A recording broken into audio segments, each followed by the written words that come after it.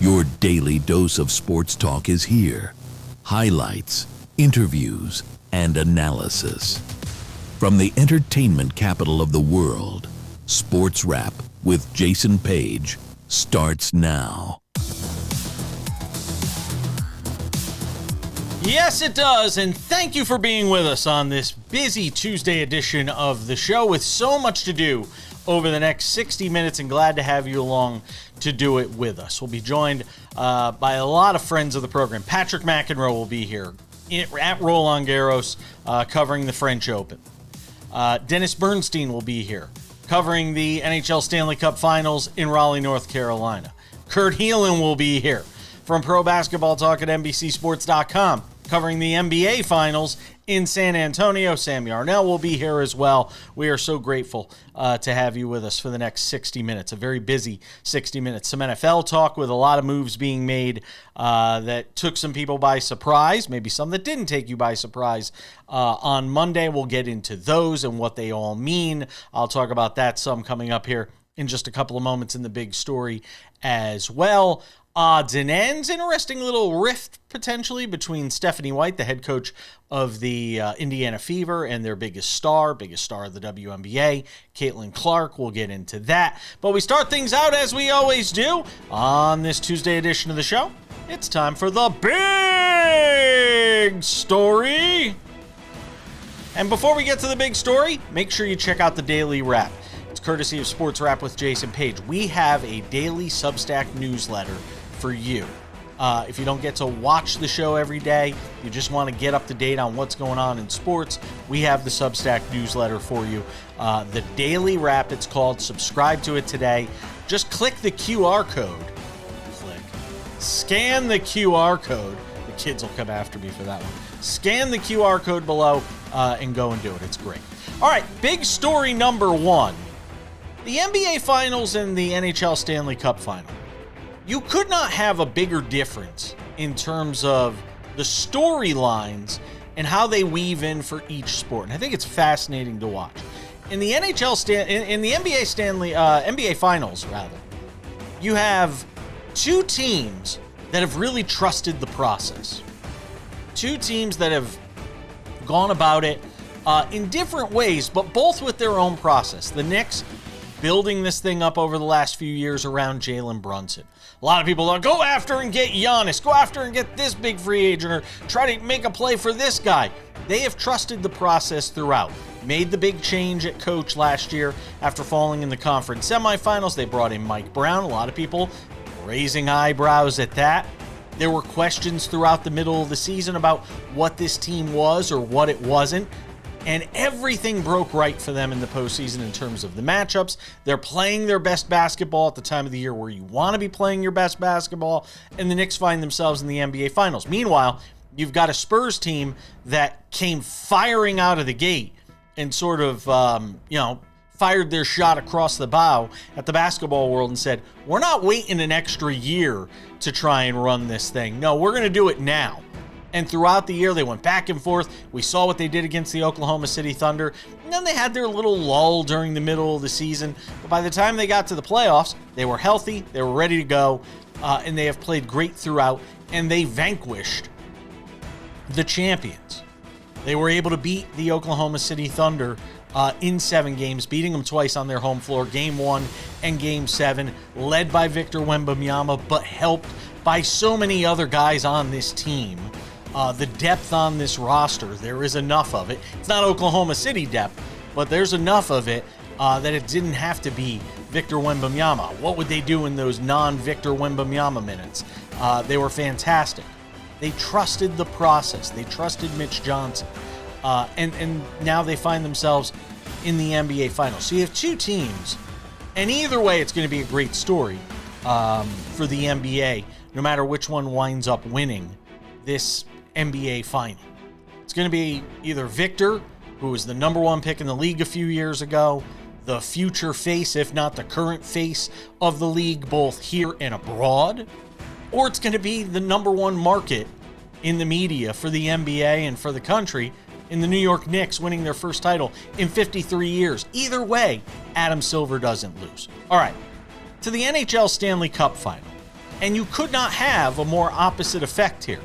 You know, you talk about a Las Vegas Golden Knights team that has, you know, been one of the gold stars, if you will, the gold standard, if you will, for the NHL since coming into the league.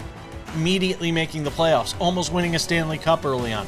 Now they've won a Stanley Cup in the first decade of existence. And now they find themselves in a position in that first decade of existence with an opportunity to win a second Stanley Cup. But they don't do it the way the rest of sports do. They just make moves, you know, and we're going to talk about it coming up in the NFL here in a couple of minutes. But, you know, what they do is they have a willingness to go after it.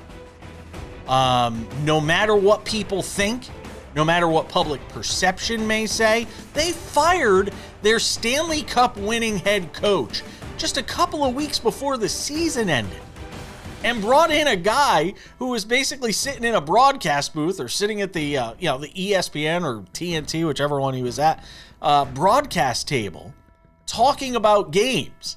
John Tortorella was basically done. He's not a kid anymore. Yeah, he's won a Stanley Cup, but he's also rubbed people the wrong way. And this Las Vegas Golden Knights team said, go get us Torts. We'll go get that guy. The guy that nobody else wanted this year. After being, you know, unceremoniously dismissed, by the Flyers? And Carter Hart, a guy most people probably wouldn't touch with a 10-foot pole. A lot of organizations would stay away from. They've brought him in. And he has paid dividends since being inserted as this team's starting goaltender.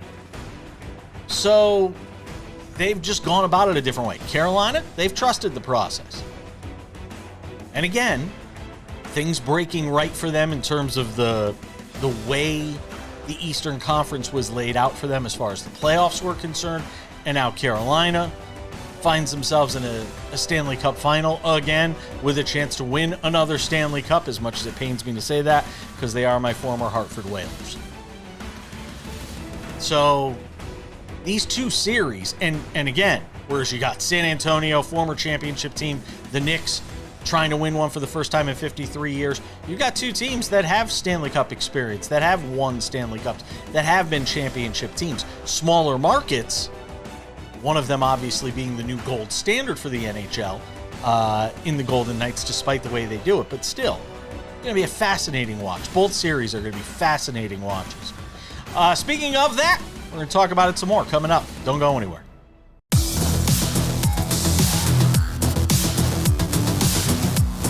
Welcome back to this jam-packed Tuesday edition of SportsWrap. Never know who's going to stop by the show. I do know Dennis Bernstein will be here from thefourthperiod.com and SiriusXM NHL Radio coming up in 10 minutes. I know that much. Busy show today. There's so much to get to. So let's not waste any time. I've had my say in the big story. Sammy Arnell is here. Sammy boy! Let's talk, my friend. Huge news out of the NFL yesterday. Of course, right after we finished putting the show to bed, because that's the only way it could happen. I get the alert. Myles Garrett headed to Los Angeles to play for the Rams. I love it. I love a franchise that's always all in. And when you have Matthew Stafford on sort of this year-to-year existence at this point, you have to be all in. F the draft picks, they say. We'll go get Myles Garrett. Look, the Browns get a good haul of picks. They get Verse. Does anybody really lose in this scenario other than the rest of the NFL because the Rams just got a whole lot better? Yeah, I mean, I guess other teams in the NFC West, maybe. The San Francisco 49ers might be the big losers of yesterday. Yeah. No, obviously a jaw-dropping moment, a moment that not a lot of people saw coming. Nope. It's very interesting, right? While the Browns did get a good haul back, they did kind of bungle this whole situation. Like, let's not forget about that. The guy asked for a trade a year ago. They said, no, instead we'll pay you more money. And then a year after paying him more money, they shipped him out. It was just weird asset management there by the Browns. And on the part of the Rams, I mean, you have to respect the commitment to the bit, right? Something that they established themselves, right? Screw them picks, as you said, right? And who cares about, we'll just go and try to lose the NFC Championship every year. And that's fine. Like, that is what it is. The online discourse was absolutely hilarious yesterday. People talking about how, oh, this means Aaron Donald's, he's coming back out of retirement just like that. Yeah, there's a reason Aaron Donald retired. I don't think that Myles Garrett would necessarily be all that it takes to bring him out of retirement. Not like the Rams are going to be any less competitive going into years past than they are going into this year. But all that said, they are your rightful Super Bowl favorites at plus 650. Last check, the next closest team was as close as 10-1. Like, that's where they should be, right? When we talk about on paper teams, when we talk about who should be the favorite, 3 months before the season starts, that's who it is. It's the team that makes all those moves on paper. It should be the Los Angeles Rams right now. So they have put this together well. They are, ready to contend for the next 2 years or as long as Matthew Stafford continues to play. Eventually they're not gonna be able to kick this can down the road any longer, Jason. You do it till you can. When I'm gonna be the most interested in what happens with the Rams. In a year-to-year league, listen, it's about who wins the Super Bowl this year, not who wins it in 2028. I don't have a problem with it. And you know what? You go for it until you can't go for it anymore. Then you're honest with your fan base and say, there's going to be a little bit of pain. There's going to be a little bit of pain here. The Steelers, I'd rather this as opposed to the crap the Steelers pull, where it's, hey, let's patchwork this thing together and see what we can do with it.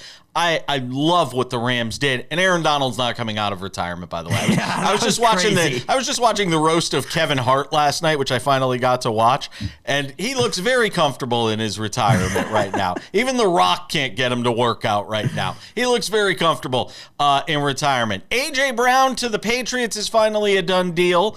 Not that that's of all the moves from yesterday, maybe this was the least surprising one, Sam Yarnell. I don't like it for the Patriots. We kind of know what A.J. Brown can and can't be. Yes, there is the ability, but there is also the headache that he can come with this Mike Vrabel team. I don't think it works out, but hey, I mean, again, Patriots trying to better themselves, swinging for the fences with A.J. Brown. Howie Roseman, you've done it again, you sick son of a you-know-what.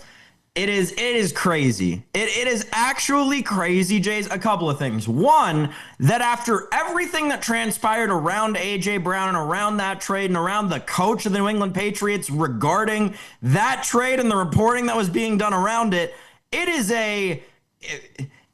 there's not even an adjective that I could use to describe what it means to the Philadelphia Eagles to be able to steal a first-round pick from the New England Patriots, and not a first-round pick in 2027, mind you. A first-round pick in 2028, which will be the first-round pick coming off of the year where they have to pay Drake May. Guess what? He's probably going to hold out. They probably won't have A.J. Brown on the roster at that point. What I'm saying here is the Patriots are lined up to be really bad in 2027. Howie Roseman saw that and said, no, I want your 2028 first-round pick. Jason, I wouldn't be surprised if this is a top 10 pick when everything's said and done. This is going to be one of those graphics, and this is my first thought when the trade dropped yesterday.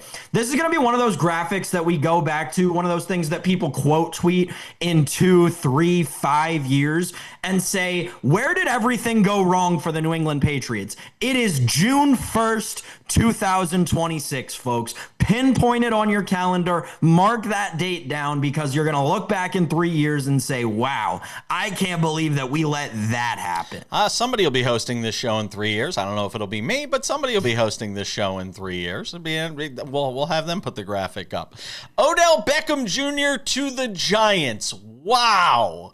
I mean, it had been talked about. I didn't think it would actually happen.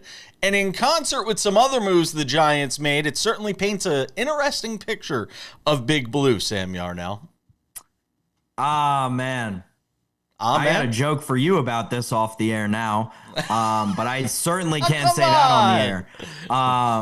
I'll say it anyway. You can edit it out if you need to. Oh, no. Listen, the Giants this offseason, they had one guy in the Epstein files. They got rid of him. They needed to recoup that. They had to pick up another. They went out and got OBJ. It's as simple as that. No, when you look at this move by the New York Giants, it's not just the OBJ move. It's that in conjunction with also signing Juju Smith-Schuster, in conjunction with also signing Braxton Berrios. The writing is on the wall. The rumors around Malik Neighbors might be a lot more true than any of us expected them to be. It seems like that leg injury might be beyond severe. We're talking about career threatening with them going out and signing these three guys yesterday on June 1st. I will tell you, there's a lot of reshaping that's going on with this Giants franchise since around the Super Bowl to where we are now. I don't know if it's for the better or for the worse. I am no longer a Giants fan. I have made that clear. We have to get rid of the helmet behind me. But it is going to be a fascinating watch to see what Big Blue looks like in 2026. All right, Dennis Bernstein will join us coming up in a couple minutes. We'll get some thoughts with him, a Stanley Cup Final preview. That's next.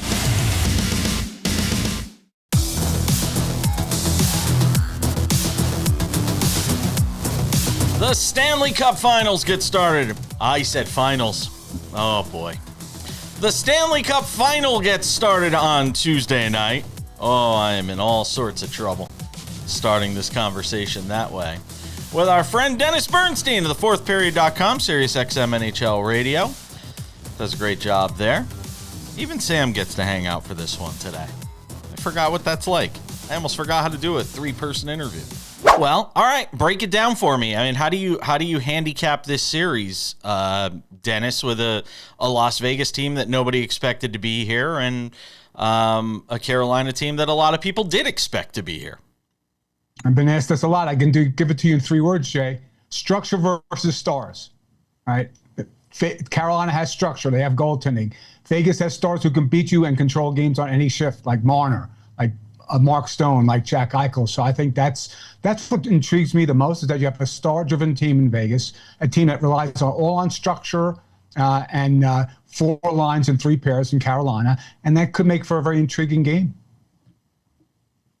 Dennis, when we talk about this Vegas Golden Knights team and how they got to where they are, right? There have been so many different storylines around this team, both good, bad, and otherwise throughout this playoff run. One thing that I drew myself to on the show yesterday was Mitch Marner. And to me, I know there is an element of him that is being talked about, but it feels like he's not getting enough of the attention. He's had, he's been incremental for this team in this playoffs, right? But he's also had so much going on around it, being with his coaching situation or his goaltending situation. It feels like not enough people have given attention to Mitch Marner in this playoff run. Well, because Mitch is now in Vegas, he's in the Pacific time zone. He plays at 10:30 at night, a lot of these games. So, but he should get his due, because for years that playoff narrative dogged this guy. It was now it seems like it was always on him. It wasn't on Nylander or Austin Matthews and Torrance. It's been all on Mitch. He's come through. He leads the playoffs in scoring. He's played a phenomenal game, and the pressure's not on him because this team takes care of their players. It's as simple as that. He got reborn when he came to Vegas, playing with a team that just wants to win and doesn't really care about the perception of the public. And that's where we are with respect to Mitch Marner. And if he keeps up his production, Sam, he probably wins the Conn Smythe. Wow. Wouldn't that be remarkable? Be great for Toronto. They're already talking about it. That's all they talk about on Toronto media right now. It's Mitch Marner. It's great. Which goalie steals the series? Anderson. He has to be at his best.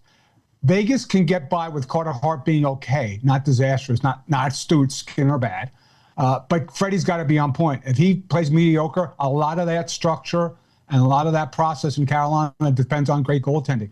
So I think the pressure's on. So stealing it, no, but he has to play at a higher level than Carter Hart for the Carolina to win this series.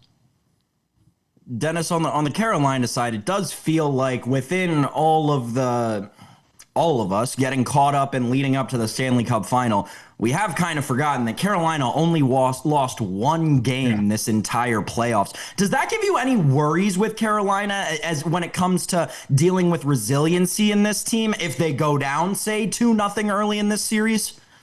Yeah, well, Sam, the one game they lost was a game 1. And they never played well in game one in the conference final. I think they lost 7 straight or something like that until the other night. But maybe this is a different team. Here's the problem with Carolina, Sam. They're 12-1. They've played great, and we're still looking to pull a coal in their game. Well, if they lose game one, what'll happen? Well, they lost game one to Montreal. What happened? They smothered that team. Now, they're not going to smother Vegas. Here's the thing. Carolina's better. Vegas is scarier because I mentioned the stars on that team, so that's the difference. So they've done nothing wrong. They play that. They should take advantage of home ice. But I don't think home ice matters at this point, Sam. I don't think it matters if you're in Vegas or you're in Carolina. These teams are going to drop the puck, and best team's going to win. I don't think the home crowd has that much of an influence at this point. Carolina's gotten here without getting a ton of offensive firepower from the trio of Aho, Svechnikov, Jarvis. That has to be somewhat scary if you're Vegas looking at those three potentially choosing this series to break out. Yeah, if do get going, and look out, because the Stankov along with Hall and Ehlers has been fantastic. They've been their top scoring line. But let's be real here, Jason. Vegas just beat Colorado. They got pretty good forwards. So I don't think they're going to be, if Aho gets going, I don't think that's going to intimidate Vegas, or they're going to take a step back or say, oh, this is something we haven't faced. They may have played their Stanley Cup Final. We're going to find out right now. And I know Colorado was banged up. McCarr was out a couple of games. McKinnon was banged up as well. But I don't think that even if it gets going, I don't think that Vegas, here's the thing, Jason. Carolina will have to get that first line going to match the depth of Vegas. Vegas has better forwards up front. They have better depth. They're probably going to get contributions from more than one line because William Karlsson came back. So Aho, it'd be nice if they get going. It may be mandatory for him to go on for them to win the cup. All right, we've talked about everything else. Let's address that elephant in the room. Carter Hart. He had so much go on with him before this season, and it seems like him being with the VGK, Dennis, seems to, revitalize the guy's career. Is that what you see? Is this guy who's got another shot at an NHL career? Yeah, well, he had off-ice issues. People know about. They're well publicized. He had on-ice issues. He was hurt. And remember, Carter Hart played for John Tortorella in Philadelphia. So he knows the guy, right? So there's a trust level there. And he's made some spectacular saves, but he hasn't given up the bad goal. Remember, Edmonton couldn't win the Stanley Cup. Why? Because they gave up a big ad goal. The numbers are really solid. He's a very talented goaltender. He is, right? But there's a lot of baggage with that player. And the thing about Vegas, Sam, they just want to win. So they're going to protect them from those off-ice questions at media day. He's not going to be available a lot to talk to the media because they just care about winning. They don't care about reputation. They don't care about the public or what the media thinks of them. They just want to win, Sam. So I'm not surprised he wound up there. I'm not surprised he's producing for a very good team. Dennis, which identity does win? Carolina represents this relentless pressure, depth, structure, discipline. Vegas, that championship experience, the elite skill. I don't know if it's fair to call Vegas a Cinderella story given what they've done, but give me a sense here. Neither of these teams are a Cinderella story. Which identity ultimately wins and why? Yeah, Vegas isn't the Cinderella because it's not the same team that played for 60 games. Once Karlsson came back, once Tortorella became behind the bench, it turned into a different team. Slight edge to the Hurricanes. I think this is 7. I think Carolina wins at home in game 7. But Vegas could easily win this. It's a coin flip, Jason. I know that the odds betting on, say, Carolina's a slight favorite. I don't know. Whatever team you like, whatever the process you think is better, I just think a slight edge towards the Hurricanes, but a very slight one at that. Sam, anything else? That's it for me, Jason. All right. Dennis Bernstein, thefourthperiod.com, SiriusXM NHL Radio. Always terrific work, my friend. Enjoy the series. We'll be talking to you throughout. Anytime, Jay. Thanks for the time. Great talking to you, Sam.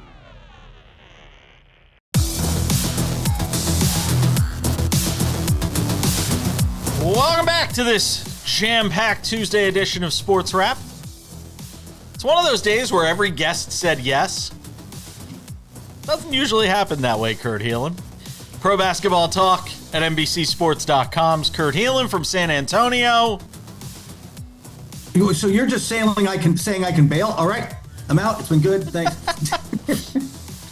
First prize is 1 night in San Antonio. Second prize is 3 nights in San Antonio. Congratulations. Yeah. I got 5 nights in San Antonio. So Oy vey. You're going to be traveling a little bit for the next couple of weeks. We hope. If it's an exciting NBA final, it'll be a couple of weeks. I think this one's going to go 6 or 7. Like, I think it's going to be pretty tight. I agree. As I said in our newest SportsWrap original that's coming out, or I will be saying in it, so I'm kind of scooping myself here.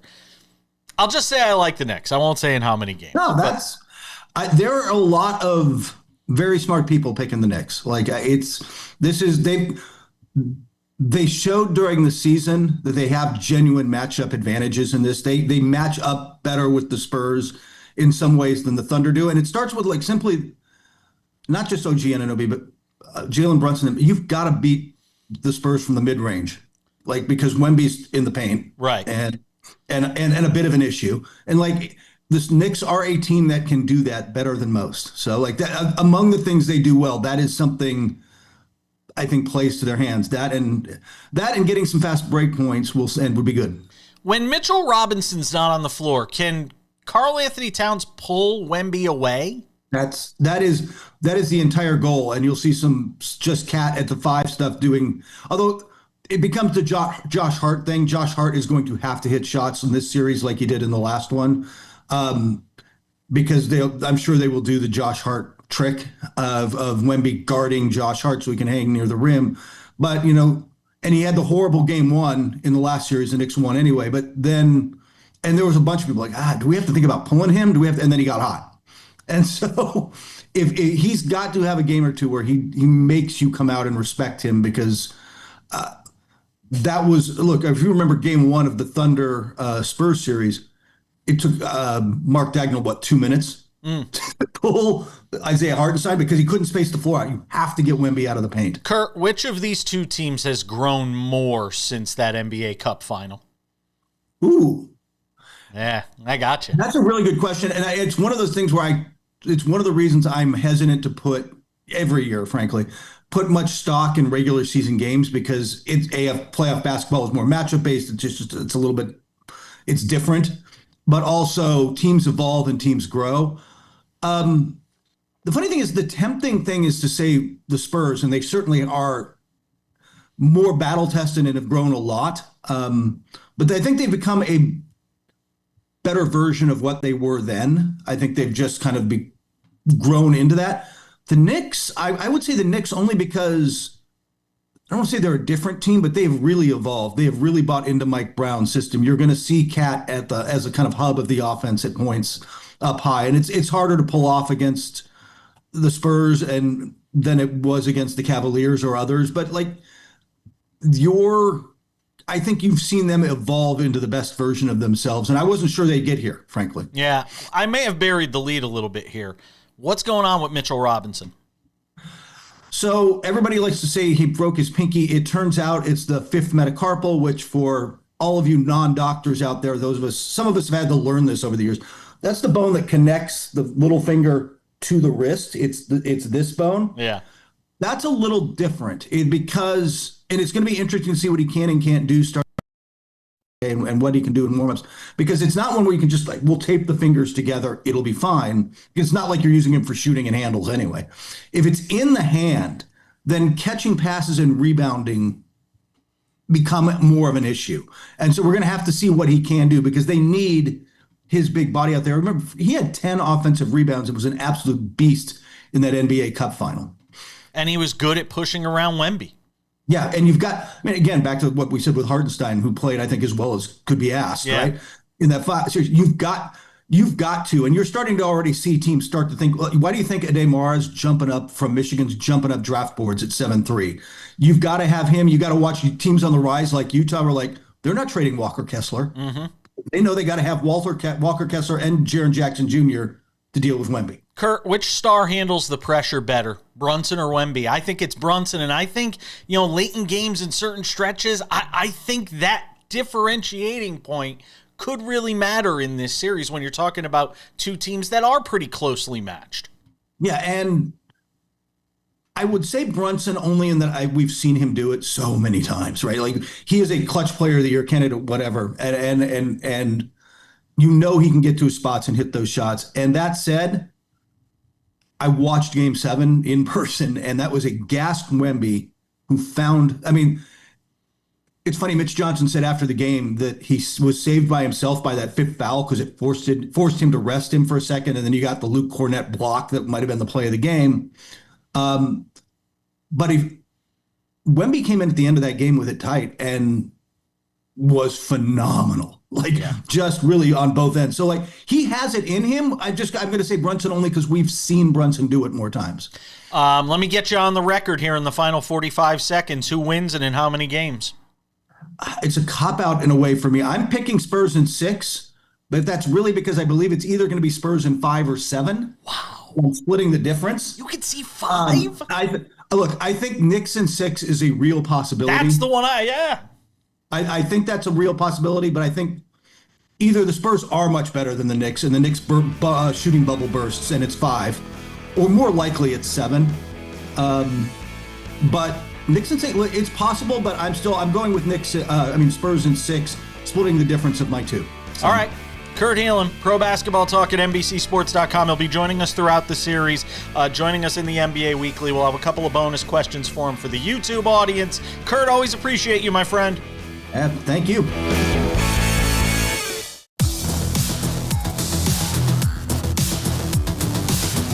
Welcome back to the show. I said it was a busy one. I wasn't kidding, so let's jump into it. Patrick McEnroe doing a terrific job on the French Open at Roland Garros on TNT. Thank you, sir. So we enter week 2 of the tournament with no Americans on the men's or women's side in a year, especially on the men's side, where this thing was so wide open after Sinner goes out early, Djokovic goes out early, no Alcaraz. It's got to be disappointing as Patrick McEnroe, as your brother, John. You got to be disappointed that we have no Americans left on the men's side in a year where it was there for them. We're used to that at this tournament. We're not as used to it on the women's side because Coco Gauff won it last year, and normally we have some women at least getting deep in the tournament. It just hasn't happened on the men's side here for a long time. I mean, Ben Shelton got to the 4th round last year. I think Tommy Paul was there as well. Maybe get to the quarters because I think he lost to Alcaraz too. So we're not really expecting the men, even with a wide open draw. The Europeans are still better on clay. That's just the bottom line. Berrettini, Arnaldi, the guy, Tiafoe had all sorts of opportunities to win that. I mean, he busted his ass out there. He had chances. He was up. It wasn't like he gave up or gave in. The guy got hot. He got beat. So, Shelton, I think, to me, was a big disappointment because he played pretty well on clay. He won a title this year in Munich, a smaller tournament. He played well here last year. And then right after the draw opened up was the Sinner loss. I think it was actually that night he lost to this Colin Young, who's a good player from Belgium. But to me, that was the biggest disappointment. I mean, Tommy Paul had 2 sets to love against Ruud, lost that. But, in a lot of ways, to me, Jason, this tournament's been a breath of fresh air. Because you saw Hodar, who just lost to Zverev in straights. You've seen what Fonseca's done, been amazing. On the top half, young Frenchman, the young 17-year-old. Yeah. So it's been really a breakout tournament for some of these young stars. We'll see if Fonseca can get through tonight against another young guy in Menchik, the 20-year-old guy from the Czech Republic. But look, the bottom line is Alexander Zverev, this is your chance. You just beat Hodar in straight sets. He's gotten through to the semifinals pretty much unscathed, which is not normal for him. Normally he has a couple of super long, tough matches, and there's no Sinner, there's no Alcaraz, there's no Djokovic, so this is his tournament to lose at the moment. It's got to feel like if Zverev doesn't get it this time, he may never get it because it's sort of set up very well for him, obviously, with everything that's taken place. If not Zverev, who's your favorite? I like Kaboli a lot. I like him to get through in the top half of the draw. He's the 10 seed. He beat Zach Zvida yesterday. I called that match. Who's a youngster from Southern Cal, from San Diego, who had a great tournament. Made it a match after getting down 2 sets to love. But Kaboli's got it all, especially on clay. He's not that big of a guy, but he's got a big serve, great kick serve, one of the biggest forehands in the game, extremely quick, very athletic. I think he's the favorite to get to the final on the top half of the draw. He's got the other 2 Italians that I mentioned, Berrettini and Arnaldi, and then Felix Auger-Aliassime. He's got a shot too. I think Kaboli's just generally a little bit better on clay, But and then the other X factor right now, Jason, is Fonseca, because Fonseca's got the biggest game of anyone left in the tournament. I mean, you saw that against Djokovic. Yep. You saw that against Ruud, the firepowers. I just think physically it's going to be tough for him to get through. I mean, he'll probably win tonight against Menchik, who's also had a couple of tough matches. But Zverev's going to be fresh. Zverev's going to make him work. But Fonseca would be the other X factor. This guy's going to win majors. I'm just not sure it's going to be here. Is this the last time we see Djokovic at Roland Garros? You know, I'm never going to say that because he's still playing at a high level. And I think with the way he played here, he's going to go into Wimbledon thinking that's his best shot to win one, when I think it is, especially with no Alcaraz there. Sinner will obviously be chomping at the bit to get back on track. But he's playing well enough. I mean, he played a great match against Fonseca. And I think he's got his sights set on the Olympic Games, trying to play that one more time for his country. So if that's the case, I think he may very well come back and play another Roland Garros next year. He still loves it. He's still playing at a high level, and he still believes he can actually win a major. And I think in the back of his mind, the way he wants to go out for his country and for his career is one more time at the LA Olympics. Real quick on the women's side, it's got to be Sabalenka, right? Well, I mean, Kostyuk and Andreeva, two really talented young players. So one of those two is going to be in the final. I think Sabalenka will be there waiting for him. But those two players, we've had our eyes on them for a while. All right, if I was giving you John's money to bet on it, you're betting on Sabalenka. Probably, yes. I'm not a betting man. No, you're a Vegas guy. I get it. But she's a favorite. But I think that those two are part of the future of women's tennis. They're great players. Fair enough. So I wouldn't be shocked if one of them wins it. Last one on Serena. The announcement yesterday that she's going to come back and play the tune-up before Wimbledon on the doubles side. Is it a fait accompli, though, that she's doing this to ultimately get herself geared up to play singles at Wimbledon? That's the first question I would ask. I'm not sure about Wimbledon, but I think for sure, maybe the Open. I think she wants to test the waters at Wimbledon. I mean, on the grass. But if she feels good and she feels like she can compete, I think she will play Wimbledon. I think she'll ask for the wild card to play singles and doubles. I mean, obviously she's going to get it. But I think it's sort of like a trial run. That's why she's starting early, like the next week, to give herself a couple of weeks, as there's a 3-week break now. So if she feels like, hey, I can get a couple doubles tournaments, I think she maybe even take a wild card in singles before Wimbledon, in one of the tournaments right before, maybe the second week, because I don't think she wants to go into Wimbledon as a singles player not having played a match. So I think she's kind of dipping her feet in the doubles, but she's not just doing this to play doubles. No. She's doing this to play singles. Patrick McEnroe doing a terrific job over at Roland Garros. The French Open at Roland Garros on TNT. Doing a terrific job over there. You also see him with ESPN at all the Grand Slam events. Thank you, my friend. I always appreciate you. Always good to be on with you, Jason. All the best.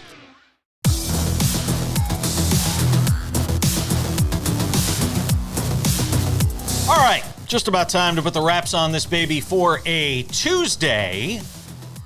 But before we do, a few reminders. The Sports Wrap with Jason Page podcast growing quickly. Thank you to all of you who have been subscribing. The audio version of this show available Monday through Friday, but so much more than that. Our bonus conversations, Sports Wrap originals, all available there. Go and subscribe to the podcast. Hey, wherever you get your podcasts, it's available. So go and subscribe. We appreciate that.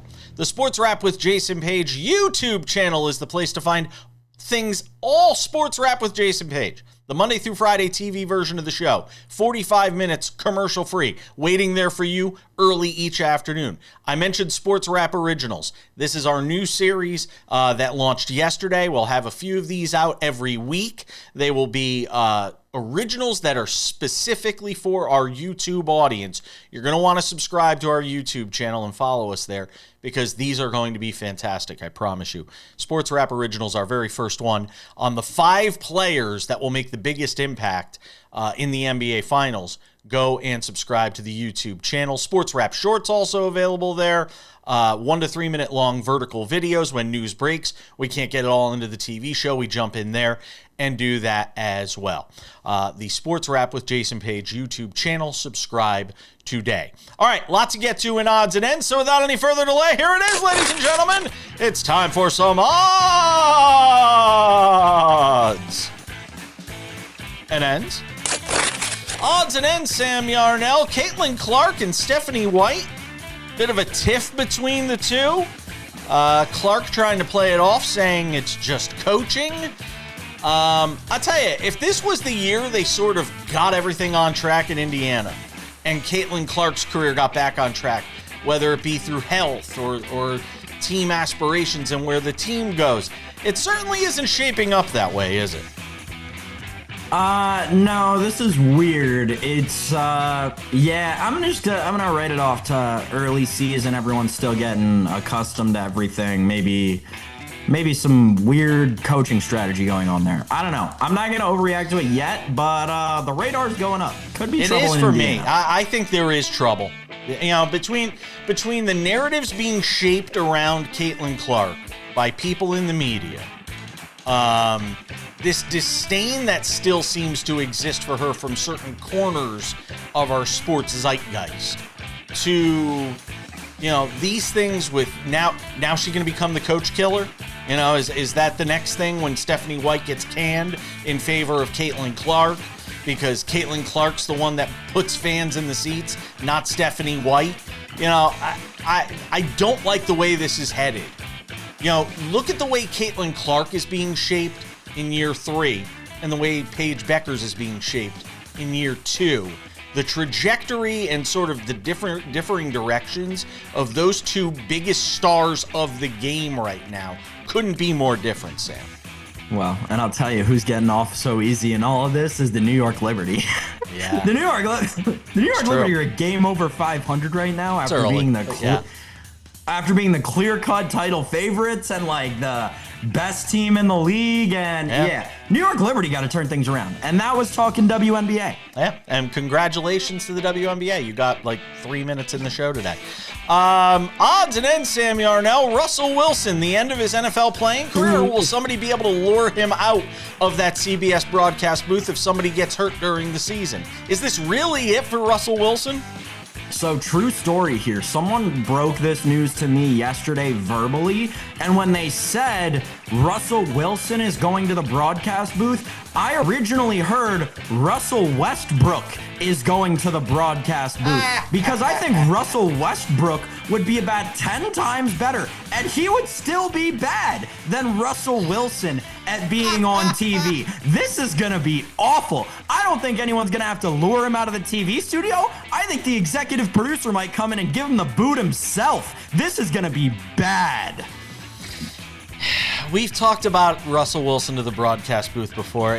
Again, there are these moments in sports where everybody could see the train and the lights, everything coming right at them, and we could all see it, and the only people that have blinders and can't see the train literally rushing towards them are the folks at CBS. Bless your hearts. I hope it works out. We told you so.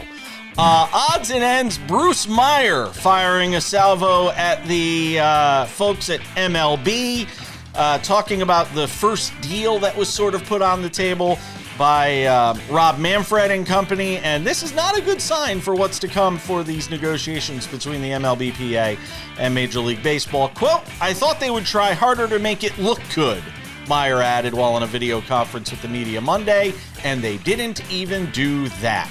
Sam Yarnell, if you were setting the odds on a actual lockout, not a loss of games, but a lockout or a work stoppage, where would you put them? Oh, December 1st? You mean? Like December 1st, deal or no deal? Yeah. No, 99% to the no deal.